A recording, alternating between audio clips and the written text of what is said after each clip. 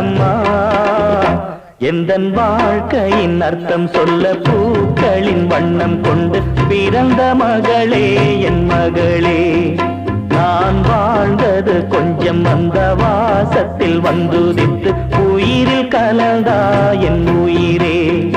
உன் பூவிழி குறுநகை அதில் ஆயிரம் கவிதையே. எந்தன் வாழ்க்கையின் அர்த்தம் சொல்ல பூக்களின் வண்ணம் கொண்டு பிறந்த மகளே என் மகளே. நான் வாழ்ந்தது கொஞ்சம் அந்த வாசத்தில் வந்துதித்து உயிரில் கலந்தா என் உயிரே.